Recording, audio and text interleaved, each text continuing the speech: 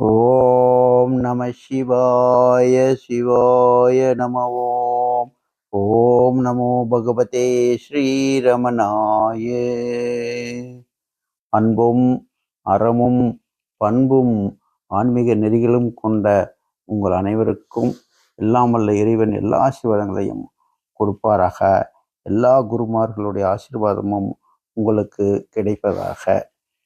இன்று உள்ளது 40 என்பதனுடைய ஒரு முக்கியமான அழகான ஒரு செய்யுள், 16ஆம் செய்யுள், அதை பார்க்க இருக்கிறோம். ஒருவர் கரும்பு ஜூஸ் சாறு குடிக்க நினைக்கிறார்.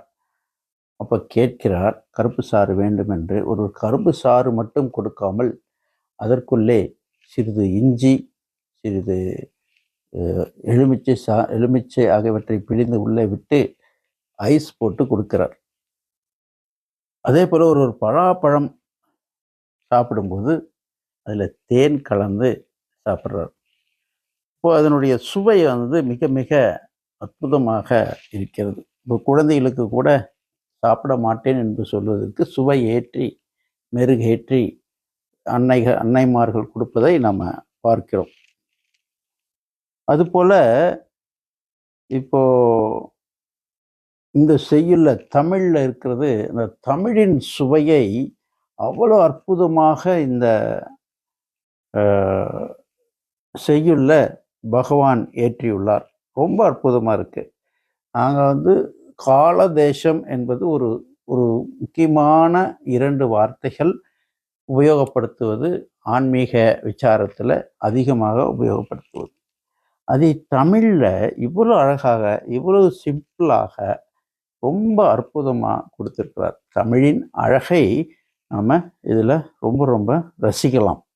அத்துடன் மிக மிக முக்கியமான அடிப்படை உண்மையையும் இங்கே இந்த ஆத்ம விசாரத்திற்காக, ஆத்மாவை அறிவதற்காக இந்த செய்யுள்ள அழகாக கூறியிருக்கிறார். பார்ப்போம். அந்த செய்யுளை பாருங்கள். அந்த செய்யுளை பார்த்துவிட்டு அதுக்கு பக்கத்திலேயே அதை பிரித்து, பதம் பிரித்து பொறுத்துள்ளேன். அதையும் பார்க்க வேண்டியது வரும். அதில் தான் அந்த தமிழின் அழகு என்னவென்று தெரியப் போகிறது. நாம் அன்றி நாளேது நாடேது. நாம் இல்லாமல், இப்போ நான் இருக்கிறேன், நான் என்கிற நான் இல்லாமல் நாள் ஏது நாடு ஏது. நான் இருக்கிறதுனால தான் நாள் என்று ஒன்று இருக்கிறது, காலம் என்று ஒன்று இருக்கிறது, நாடு என்று ஒன்று இருக்கிறது. நாடு இருப்பதால நான் இல்லை, காலம் இருப்பதால நான் இல்லை. நாம் அன்றி நாளேது நாடேது. கால தேசம் நாடுங்கால் அதை நாம் நாடினால், அந்த நானை நான் நாடினால், உள்ளே சென்று யார் இந்த நான் என்று தேடினால் ஒரே வார்த்தையில் இவ்வளோ விஷயம் இருக்கு. நாடுங்கால். அப்ப நாம் இந்த இடத்துல நான், இந்த நான் என்பதை நான் நாடி தேடி பார்க்கும்போது, உள்ள போய் பார்த்தா நான் என்னன்னு தேடும்போது, நாம் உடம்பேல், நாம் உடம்பேன், நானாட்டு, நாம் படுவேன் இருக்கு. அது பிரிக்கும்போது நாம் உடம்பேல் நாள் நாட்டுள் நாம் படுவோம் என்று பிரிக்கிறோம். ஒவ்வொன்றா பார்ப்போம். நாம் உடம்பில், நாம் உடம்பு என்று ஆகிவிட்டால்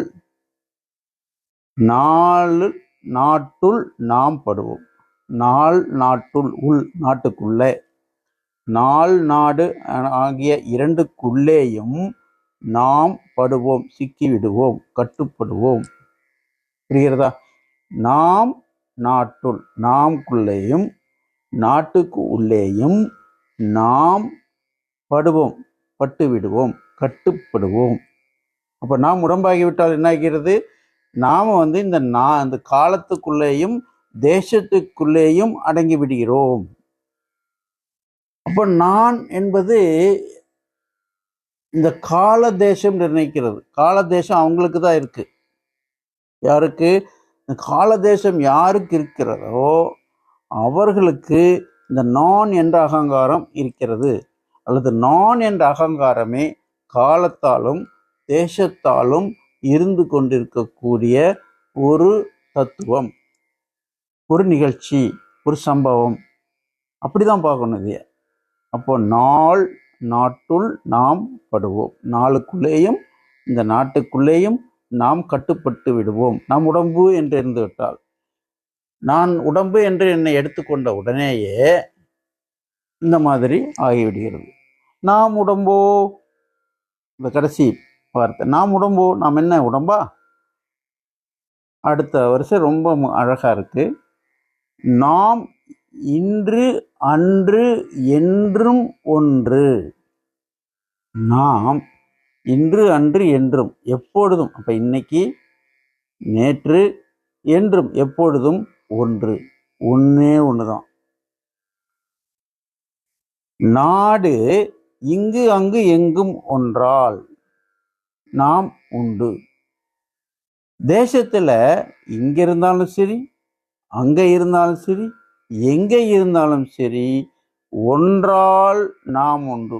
ஒரே ஒரு ஆத்மாவாக மட்டுமே நாம் இருக்கிறோம். இடத்துக்கிடம் மாறும்போது இந்த ஆத்மா, இந்த நான் உள்ளே இருக்கக்கூடிய அந்த அடிப்படை நான், பெரிய ஐன்னு சொல்லுவாங்க, கேபிட்டல் ஐ, மாறுமா? மாறாது. இந்த நானே உள்ளது. நீங்க எங்க போனாலும் சரி, இப்போ இமயமலை போனாலும், எங்க போனாலும், வெளிநாடு போனாலும், நாம் எது போகிறது? இந்த ஆத்மா. மாறுமா? மாறாது. அப்போ இது தேசத்தால கட்டுப்படுத்தப்படாதது, இன்று அன்று என்றும் ஒன்று, காலத்தால என்றுமே மாறாதது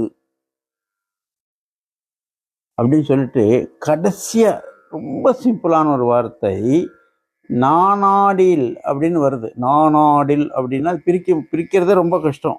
அது பிரிக்கும்போது நாள், நாடு, இல் மூணா பிரியுது. இப்போ நாள், நாடு, காலம், தேசம், இல்லை. நாம் காலமோ தேசமோ கிடையாது என்று முடிக்கிறார். அப்போ இந்த உடம்பு நமக்கு எப்போ காலம் முக்கியம், தேசம்னா இடம் நம்மை உபத்திரப்படுத்துகிறது, காரணமாகிறது நம்மளுடைய இன்ப துன்பத்திற்கு என்று பார்க்கும்போது,